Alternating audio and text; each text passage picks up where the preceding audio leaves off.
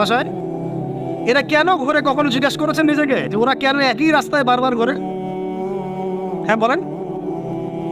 ব্রেইনের ধারণ ক্ষমতা এতটুকুই, ও যে রাস্তা দিয়ে যায় ও ভুলে যায় কোন রাস্তা দিয়ে এসেছে।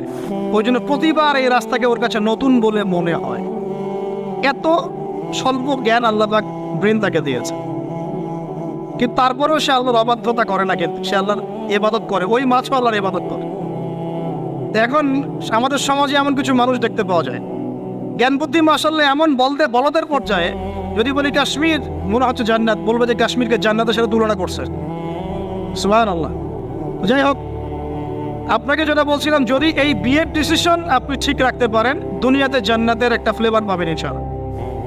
এই সৌভাগ্য নবী সাল্লাল্লাহু আলাইহি ওয়াসাল্লামের হয়েছিল, কারণ তার ঘরে খাদিজা রাদিয়াল্লাহু আনহার মতো একজন স্ত্রী ছিলেন। সারা দুনিয়া তার বিরুদ্ধে, কিন্তু বাসায় গেলে তিনি প্রশান্তি। তোমার যেই সঙ্গী তোমার নামাজের কথা বলে না, আখিরাতের কথা বলে না, একটা বার যে তোমাকে আল্লাহর বন্দেগীর কথা শুনায় না, কসম বন্ধু, ছেলেরা একটা ছেলে হইলেও আমার কথা মনে রাখো, একজন হলেও আমার কথা শূন্য মনে রাখো বাপ, ওইটা বন্ধু না, ওইটা বন্ধু না। যে তোমারে উলঙ্গ ছবি দেখায়, যে তার মোবাইলের অশ্লীল ছবি, কোন নারীর সাথে কোন নষ্টামি করছে, কোন মাইয়ার সাথে কোন অসভ্যতা করছে, এটা যে তোমারে গল্প শোনায় অথবা ছবি দেখায়, এটা বন্ধু না, এটা ইবলিস, এটা শয়তান ছাড়া আর কিছু না। এটা জানোয়ার, এটা কুত্তা ছাড়া আর কিছু না, কুত্তা ছাড়া আর কিছু না, এটা শুয়োর ছাড়া আর কিছু না।